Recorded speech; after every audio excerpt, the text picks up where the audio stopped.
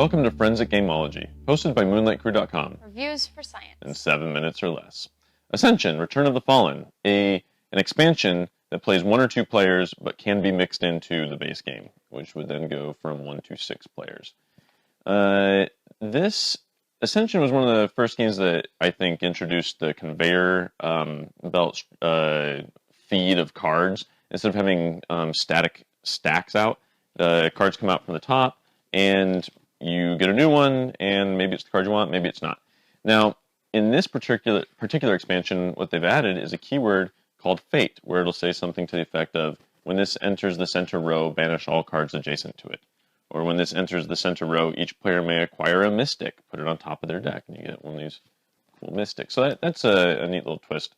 So this is you've got the 2 currencies in which you have your money and your military power, and you are trying to get honor. These little honors are worth 1. These are worth 5. And when they're all gone, the game is over, and whoever has the most points wins. That's honor and these points on the bottom here. Simplicity versus complexity. I think this game it's pretty simple. It's your typical deck building game. It just adds an extra currency, whereas other deck building games might not have that. Some do, some don't. And so you just got to manage those 2 currencies. But you can do anything in any order on your turn. And so because of that, I feel like it's simple, because it doesn't matter if you, I want to do, well, you still can. Even if you thought you couldn't, you still can. Unless a card has come out, then you can't. But, and adding the fate doesn't really change the complexity very much. You just have to remember to read that when it comes up. And so I think this game is pretty simple, and you could grasp it. Yeah, this game is definitely pretty simple. I mean, I think that for the most part, deck builders tend to be. Some are definitely complex, but in this one, I think right out of the box, you'll be able to play it. Luck versus strategy. Oh, this game, Ascension, luck. There's a lot of luck, because if I'm gearing my deck to be able to kill monsters, and then I have so much militia power, I guess is the name of the card, so much military power. Heavy infantry. And on my turn, and there are no, there's one right here, but if there are no monsters to hit, well, then my turn's pretty much wasted. I can get the cultist, but that's just not, a 2-for-1 is not as good as something, like this is a 6-for-6, right? It's a 1-for-1 deal, and so, and it gives you something else, and so, it's just not the best thing to do. So you can do it, but it's like, or if you do the other way, where you just get money, and then all monsters are out. So I think there's a lot of luck compared to other games, and then it's the conveyor belt style of play, so that's adding more luck. But there is some strategy. We have a friend that won consistently, and so he was doing something, whereas I wasn't. So maybe there's that. I don't know. Maybe there is some strategy that I haven't found. I find that this game is very luck driven. Like Molly said, you can try to go for a balanced strategy of like a 50% money, 50% power. You can go one or the other. But I found that oftentimes you'll get lucky on what comes out, and you'll have the opportunity to kill monsters, and somebody else won't, and you win. And they made the same decisions as you. It just didn't line up for them. And that's something I found to be true for this, and at least the base set that I remember.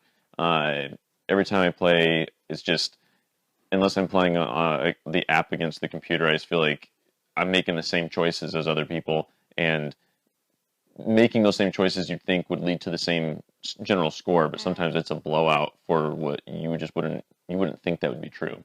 There's cards, before you go on to the fun versus boring, there's a card in here that costs 8 to buy, but then once you have it, you can get any card here just by playing it. And to me that screams of just overpowered, because if someone gets that in the beginning, they're going to get whatever they want, no matter how expensive it is, instead of working up for it. And it lets you get either military or that. So that's another bit of luck that I forgot to add.